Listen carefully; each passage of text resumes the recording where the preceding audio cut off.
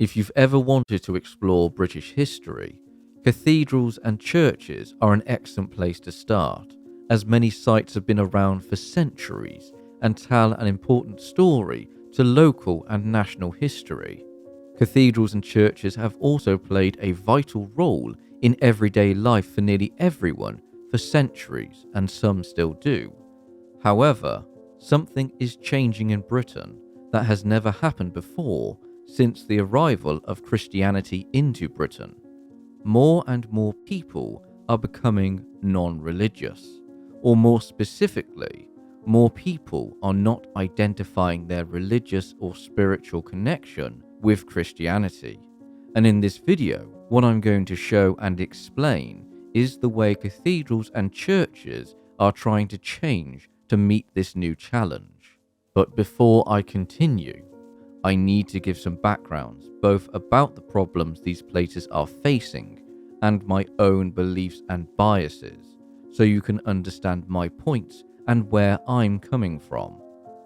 So to start with, hi, I'm Callum. I run the Embrace Historia channel by myself, and I am not religious. I don't believe in God or gods, I never have. My primary and secondary schools were both Catholic schools, and I had to attend church on a Friday, which frankly always bored me as a child, as I didn't understand why people came to church. To my young mind, it was a cold, dull, boring place, where some guy dressed in robes preaching about something I didn't understand. When I reached my teenagehood, I tried to be religious to fit in, but that didn't really work out as I still didn't believe in any of it. As an adult, I came to appreciate and enjoy the history of the cathedrals and churches, so much that I started to work in the heritage sector in a museum, and I've been on a few archaeological digs on historical sites, most notably Evesham Abbey, as I love medieval history. If I had to pick a set of gods to worship, I'd probably pick the Greek gods, due to their nature being closer to humans. So moving forward into the video, I will be explaining the changes to cathedrals and churches within my work background of heritage work. There's several chapters in this video on different topics related to the overall theme of change in these buildings, such as how vital the location of the cathedrals and churches are to their survival or detriment, the data from the latest and previous census from England, Scotland and Wales in relation to changes in religion, and some actual positive changes to these buildings rather than just all doom and gloom. I'll be showing off many cathedrals and churches I've filmed in this video, some famous ones such as York Minster, to some of my favourite rural churches and local ones. So let's begin with the first chapter, change in religion from Christian to secular or non-religious. Most of the data from this chapter comes from the 2011 and the 2021 England and Wales census and the 2022 Scottish census. We will start with the Scottish one as that is the most recent, and the tagline for Scotland in terms of religion is, for the first time in Scotland's census, the majority of people said they had no religion. In 2022, 51.1% of people in Scotland had no religion, up from 36.7% in 2011. To quote the Director of Census Statistics, National Records of Scotland, John Roth-Smith, the majority of people in Scotland said they had no religion in the 2022 census. So Scotland's population is already majority non-religious.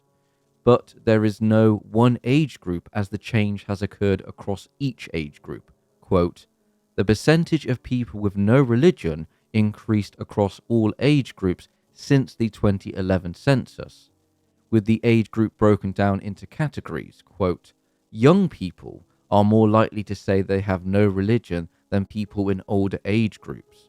This was true in 2001 when this question was first asked, and in each census since. Between 2011 and 2022, we saw increases in the no religion category across all age groups. In the 65 plus age group, the number with no religion has more than doubled since 2011. an increase of 186,000 people from 14.1% to 28.6%. A hypothesis on why Scotland's population has become non-religious. There are various factors into this change. However, the completion percentage of the census for Scotland is 89%, so that last 11% can matter in the change, so just bear that in mind for data discrepancy. Now, the reasons for the change in Scotland are many. A quick few examples: immigration from around the world, generational change, education, equality laws, other religions. For example, people choosing to be pagan or Jedi. There's many to choose from. There's also many other reasons as to why people are non-religious, as different organisations and groups offer their own reasons. For example, the Humanist Society offer their own interpretation, and the Church of Scotland, which has seen its members decline on a huge scale, also offer their own. The articles about this change are long, and I'm not going to quote the whole articles. If you want to read them, the links are in the top comment and description tab. Personally, I agree with my own research that it's down to various factors, but I also think the internet has played a part due to the information people can gather from various websites, as well as society not being so closed off to change, and religion not being forced onto people, although that still occurs. One other major reason is that nearly all the major organisations of Christianity in Britain, such as the Catholic Church, the Church of England, Scotland and Wales, have major safeguarding issues that they have failed or even downplayed to address. This issue will come up in a later chapter. And one final reason is time, the most valuable resource everyone has. Most major corporations want your time. It's the only thing of value left they can market, like doom scrolling on TikTok or Instagram, for example. Bo Burnham contextualized this by stating, "They are now trying to colonize every minute of your life. We've only got a limited amount of time, and I don't think people like myself really have the time or the care to find or embrace a religion, especially if we don't feel connected to it." That's my hypothesis on why Scotland's population has become majority non-religious. Now for England and Wales, the way the data is presented is different from the Scottish census. On the Office for the National Statistics webpage, we can see the data in a more diverse way, with breakdowns on the map. So as we look at the different counties, we can see a variety of percentages across each of the counties in England and Wales. Mainly on no religion at the moment, because you can base it off identity. But then if we swap over to change since 2011, we can see that non-religion has gone up by quite percentage around a lot of different areas. Not so much around London, but around the majority of Wales and England, it has increased by at least 10 points. And then if we compare that with Christianity, which has declined by quite significant numbers across all ranges. Although again, London is a different category. So we can see along coastal areas that quite a few people are non-religious, especially around South Wales, around the Cardiff area, which is the main capital, because there'll be more diverse amounts of people there as opposed to more rural locations where the population hasn't really changed over the many years. If you want to look at the map yourself, you can check the description tab, as that will have a link to this map as well as the other data. Now we've looked at over each nation in Britain and the changes in religion, I'll now go over the ways in which cathedrals and churches are trying to adapt to a new role in an increasingly non-religious society. The changing role. The one cathedral I'll be using as an example of this change is going to be my local cathedral, Worcester Cathedral, because in my opinion, they are doing everything in terms of how a heritage museum operates, which is the way I see most other cathedrals adopting in the future. Because to reiterate my point, as society in Britain becomes more non-religious, cathedrals and churches in Britain will have to become museums alongside their current role as community centres, albeit operating as a non-religious one, but with still Christian elements, i.e. daily prayers and open to people who would like to pray. York Minster already does this. If you're a tourist, you have to pay to enter York Minster, but if you're there to pray, you can enter free of charge. I've been to many cathedrals and churches over many years, collecting the information pamphlets like Pokemon cards. They're great because they are essentially museum pamphlets, telling the reader all about the history of the church and the surrounding area. For example, here is St. Faith's Church, located in Overbury in the county of Worcestershire. The earliest positive dating for the church standing here today is about 1040 AD, the time when the massive double row of stone columns was erected. Above them, note the clerestory windows. When the north and south aisles were added, the roof of the nave raised in the 14th century, these windows became enclosed inside the building. The font is basically Norman. Its remarkable panels of carved stone include one of a bishop holding a crozier in either hand, which probably represents Aldred, who held two sees, Worcester and York. This is the main reason I visit churches, for the history. One, the building, so the architecture and the changes to the building over the centuries, what historical events occurred around the church, how the Reformation and the Victorians impacted the church, for example, the whitewashing of medieval wall paintings or stonework alterations. What historical figures are or were entombed there, so to our example Cathedral of Worcester, who have King John and Prince Arthur Tudor. I don't care for the religious side of the building, only that it's preserved for future generations. Some more examples include which are less well known, but still contain historical significant works or artifacts. Here is St. Andrew's and St. Bartholomew's Church, located in the village of Ashleworth in the county of Gloucestershire, which is described similar to a lot of old churches, with a mixture of Anglo-Saxon architecture, Norman to later 13th, 14th, 15th century, etc. parts as well. Now, what I really enjoy about visiting this church is that inside the church there is a wonderful piece of history, a royal coat of arms on a wooden panel which shows the initials ER, which some historians have argued that this refers to Edward VI, the short reigning son of Henry VIII, but then some have argued it's Elizabeth I. Either way, it's a fantastic piece of Tudor woodwork and design.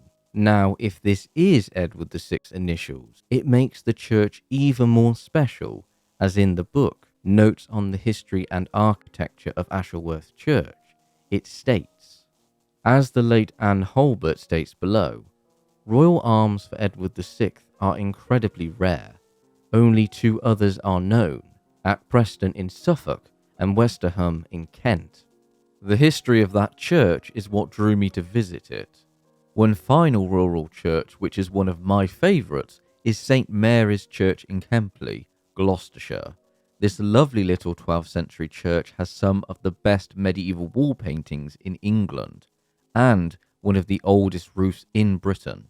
The wall paintings are described as, the scheme of the painting in the chancel is international significant, and certainly comprises one of the most important schemes of wall paintings in England.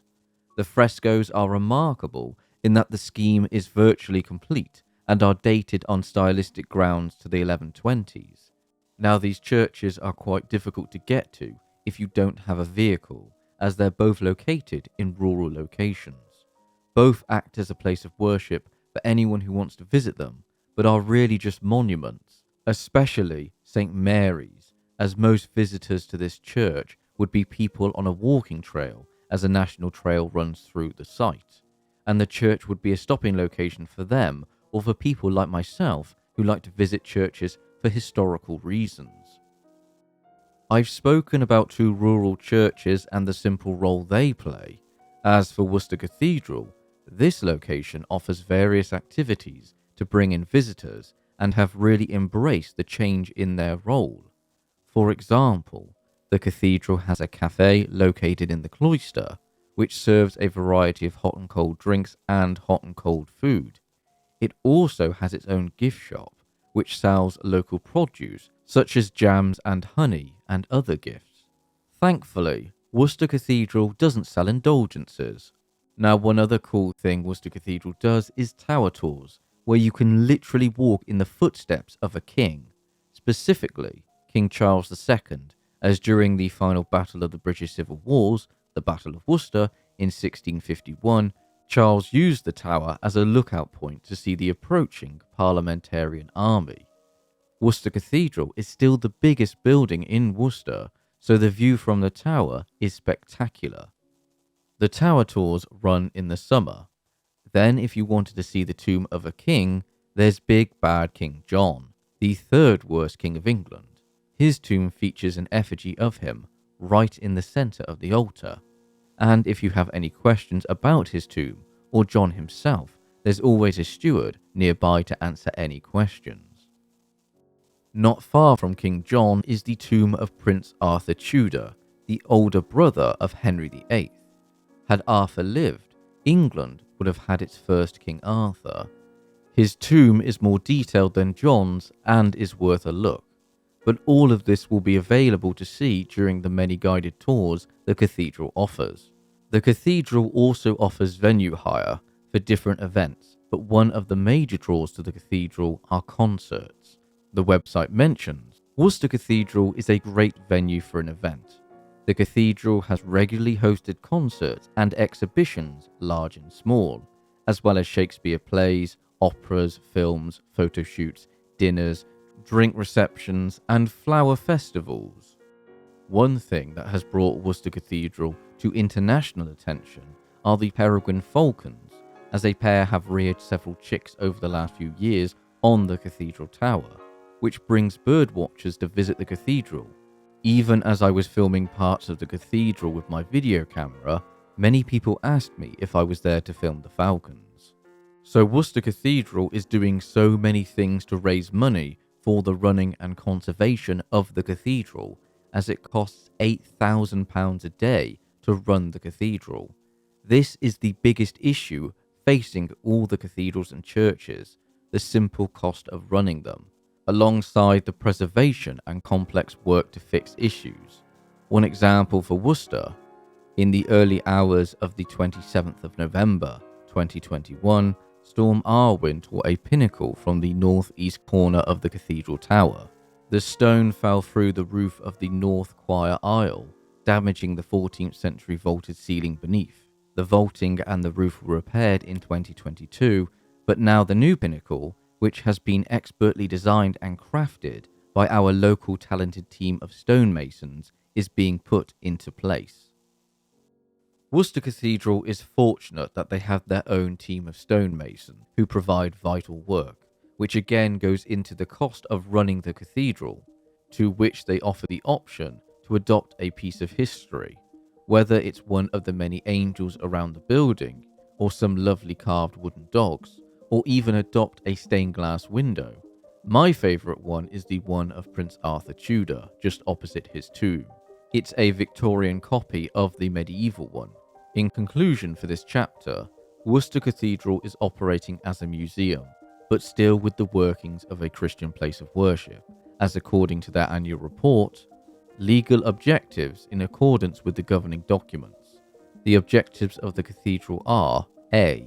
To advance the Christian religion in accordance with the faith and practice of the Church of England, in particular by furthering the mission of the Church of England. B. To care for and conserve the fabric and structure of the cathedral church building. C. To advance any other charitable purposes. In the future, it will be interesting to see how cathedrals adapt to a majority non-religious population. Worcester Cathedral is in a prime location in order to facilitate these changes. Not all churches will be able to. As we move into the next chapter, location, location, location. All the cathedrals in Britain are in a fine position to take advantage of the change they'll need to implement. Most churches in towns and cities will also be fine due to their proximity to a larger population in order for these places to support themselves.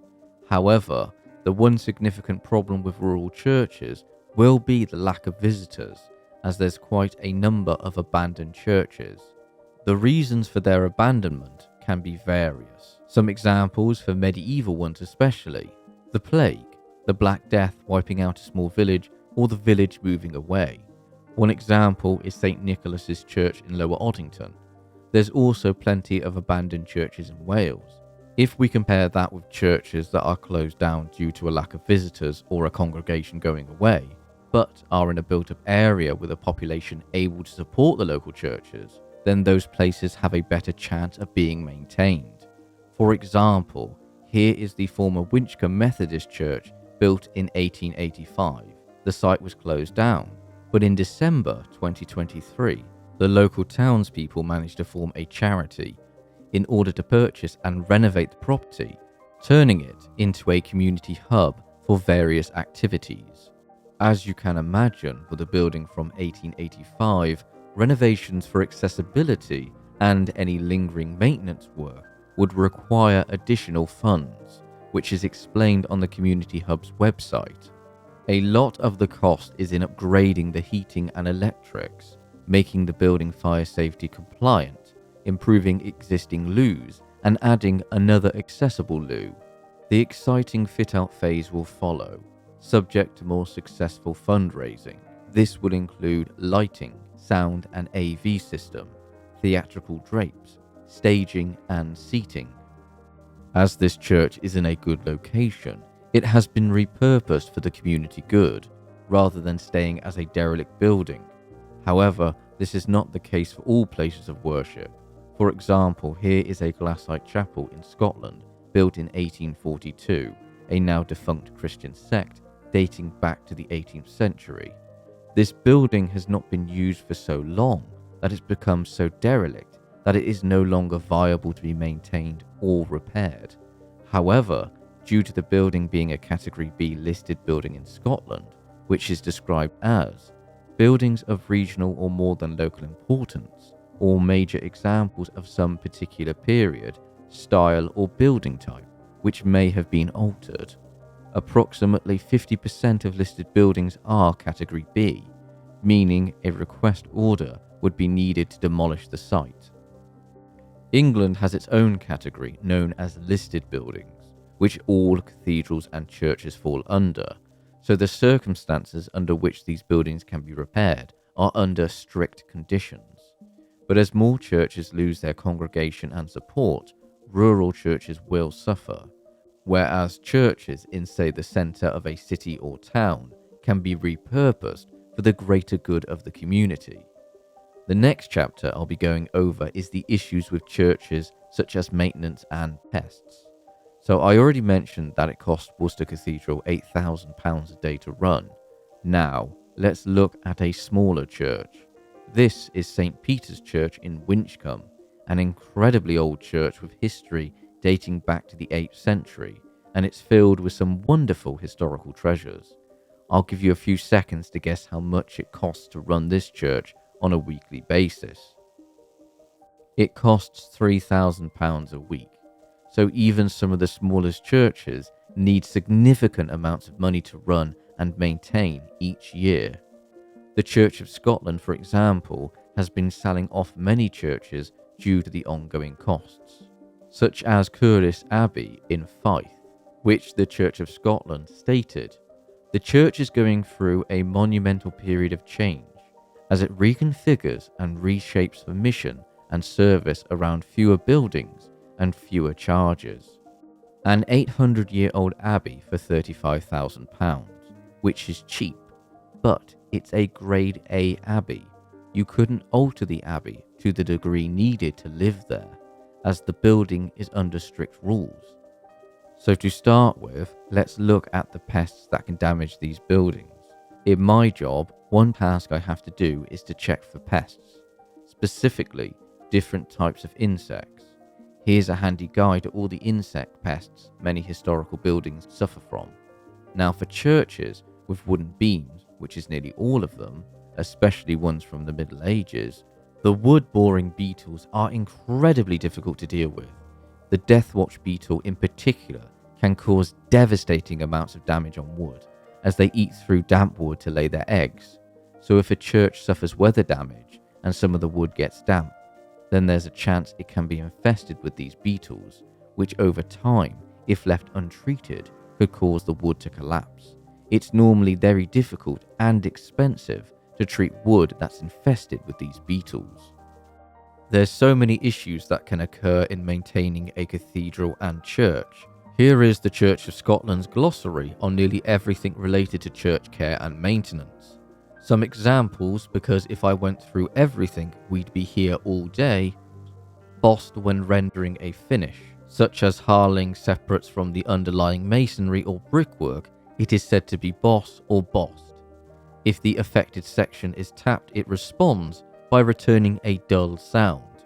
Gargoyle, a projection from a wall head, originally designed to take rainwater away from the face of the wall. In many 19th century buildings, gargoyles are fitted with no practical function, as rainwater is disposed of through downpipes. And everyone's favourite fibrous silicate minerals, asbestos. The links to read all of the glossary and articles are listed in the description tab if you want to read them. The final thing I want to mention for this chapter are earthquakes. While it might seem that Britain doesn't get many earthquakes, we do, they're just small ones. However, over time they can damage churches, especially ones that have stood for over 800 years. One example is Pershore Abbey, which suffered enormous damage from an earthquake in the Middle Ages. Another example is Salisbury Cathedral. The reasons I mentioned Salisbury is that 1, it's a good example, and 2, it's built on top of a gravel waterbed, which means it's sunk somewhat, so each cathedral and church can sometimes face rather odd issues. Now, on to the next chapter. Criticism, mainly about the Church of England, Scotland and Wales. But then after that, this second to last chapter will be about positive change. To start this chapter off, I'm going to read this section from a book called English Parish Churches as Works of Art by Alec Clifton Taylor. This book was published in 1974, from the foreword. When the publishers invited me to write a book on the parish churches from the point of view of an intelligent enthusiast, living not in the heyday of Victorian ecclesiologists, but in the 1970s, I saw at once what kind of book this would have to be, since more people would now seem to visit our churches as art lovers, even not always as well-instructed ones. I was perplexed reading this book, given its age in the 1970s, where nearly all the population in the United Kingdom stated they were Christian, and millions of people still attended church services. Now, this book also goes on to mention that the church, in this case the Church of England, that the clergy, bishops and deans are not qualified to be the guardian of these churches, as they've not been trained to be the kind of skilled people needed to maintain the churches. I agree with this 100%. The book also mentions that the church does not take state aid in order to preserve and maintain these properties, as they would be subjected to the listed building consent under the Town and County Planning Act of 1968. This act isn't perfect, as some listed buildings were taken off and demolished.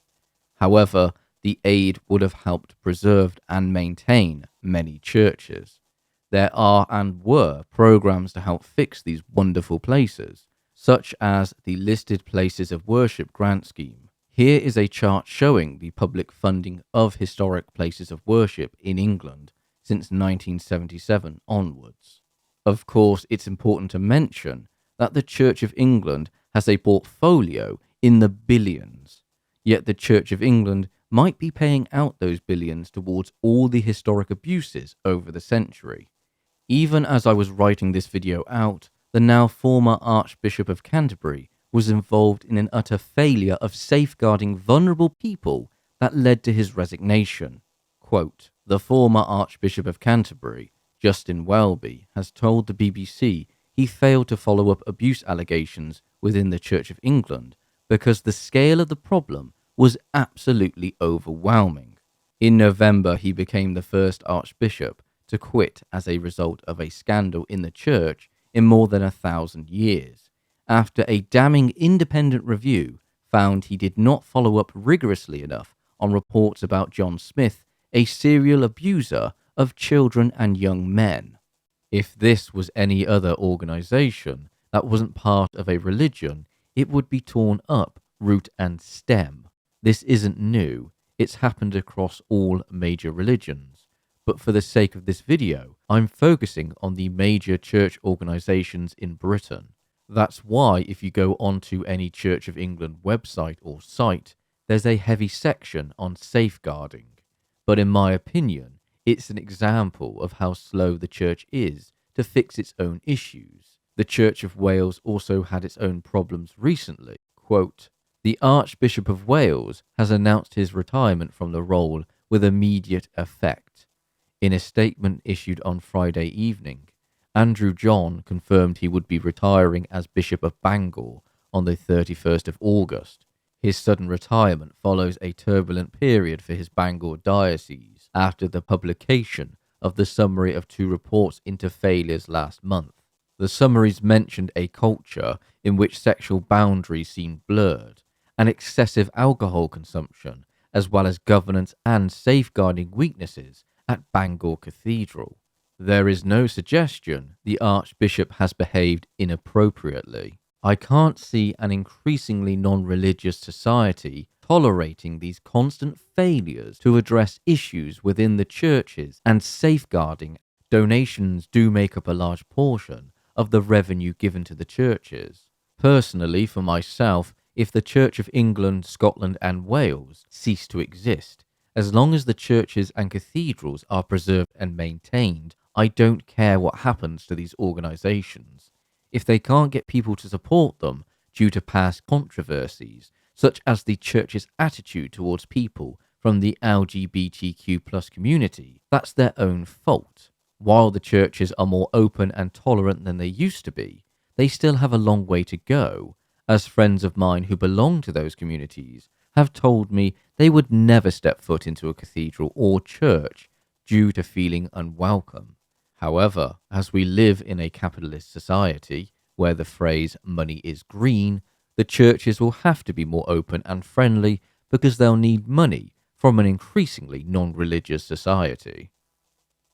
Now on to something more positive in the next chapter, positive change. In this chapter, I'll be showing off some brilliant organisations that do fantastic work on looking after and preserving churches for future generations, and some of the best parts of the work that the heritage industry in the UK is working towards, and how you can help. The first positive project comes from one of the oldest cities in England, Colchester, at the Holy Trinity Church located right in the centre of the city. This church goes back to the later Anglo-Saxon period and is a treasure for the city's history. As such, the church is due for a major restoration project. Quote, "Holy Trinity Church is on a transformative journey to restore and adapt its iconic church and tower, Colchester's oldest standing structure, positioned to become a bustling and welcoming community hub.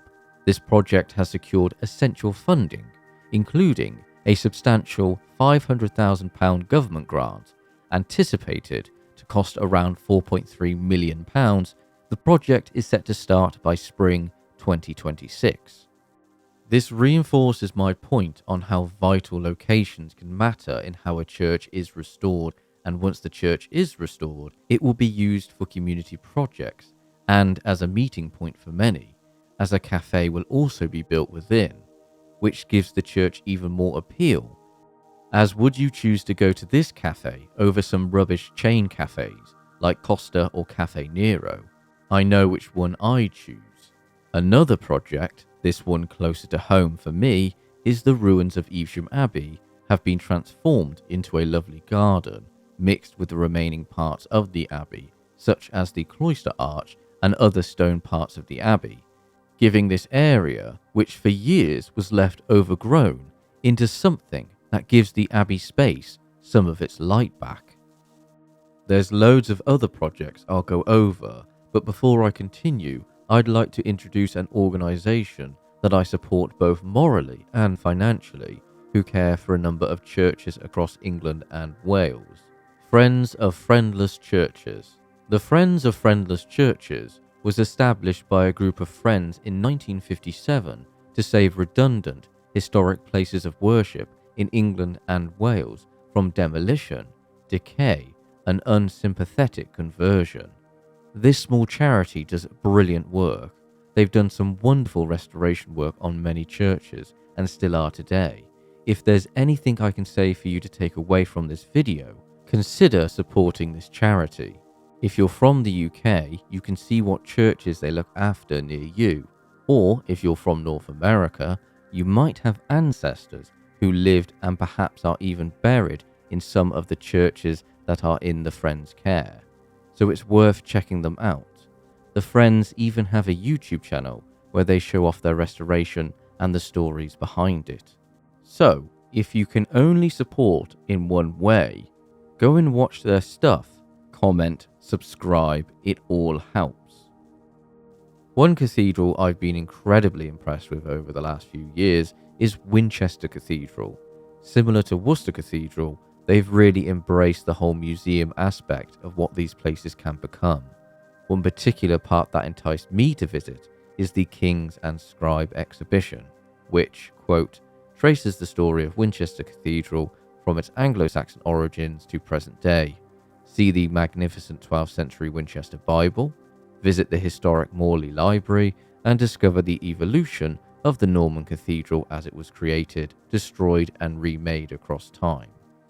When I mentioned about what can attract visitors to cathedrals and churches with historical figures entombed there, Winchester Cathedral in recent years have rediscovered rather significant historical figures in their unique mortuary chests. These chests may contain the bones of various kings, queens, and bishops. One historical person that might be there is Queen Emma or Emma of Normandy. She was a powerful player in the early 11th century in Anglo-Saxon Norse England. She was the second wife of Ethelred the Unready, and then the later wife of King Canute, the Viking king of England who conquered the kingdom in 1016. Emma was the mother of the last king of the House of Wessex, Edward the Confessor.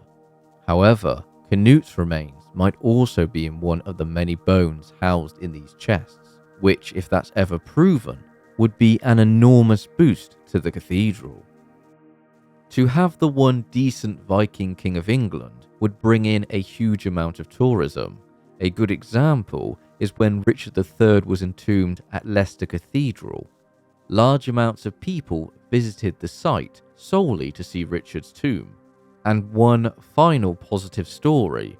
This one is about the churchyards, graveyards, and the biodiversity of them. Quote, if you want to find a heartening and positive story about nature, look to your local churchyard.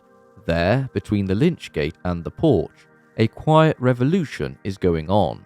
The seeds of this ferment can be found, literally among the headstones, where ancient turf has lain undisturbed for centuries, untouched by the agricultural improvements such as ploughing, pesticides, and fertilizers. The ground may hold a genetic seed bank dating back 800 years. Many churchyards and graveyards are left untouched, especially in rural locations, with some featuring headstones going back centuries, where generations have moved on or a family has died out, leaving these places unintentionally preserved. Now onto the final chapter, conclusion. While there's many challenges presented and ahead for the cathedrals and churches in Britain, I do believe in the good of the public and the different heritage organisations to help preserve and maintain these magnificent places. As one thing I've not mentioned over the course of this video is that many parish churches and cathedrals contain many memorials to the people who have given the ultimate sacrifice in various wars, especially the First and Second World Wars, making these buildings even more priceless and another reason why they should be maintained, as so many memories of weddings, funerals, fairs, and other major events in everyday people's lives over the centuries have happened in these places all the time. Now all those moments are now lost in time, like tears in the rain. I think I've shown that churches in built-up areas in towns and cities will be fine. The hardest challenge will be for rural churches. Unfortunately, I don't have any concrete ideas on how to fix the issues facing those churches, other than maybe a major TV show turning the site into a tourist hub like Downton Abbey did. I think by the next census, the majority of England and Wales will be non-religious, unless of course some apocalyptic things happen. I'm still optimistic for the future, as social media can be used as an effective tool to help safeguard and promote these sites. Also government aids, such as the listed places of worship work, and then as I mentioned, people power and fundraising, which again, if you want to help, make sure you look up the local organisations or some of the ones I've mentioned, such as Friends of Friendless Churches. I hope you've enjoyed this video. I've been wanting to make this video for over a year, so thank you all for watching. Cheers.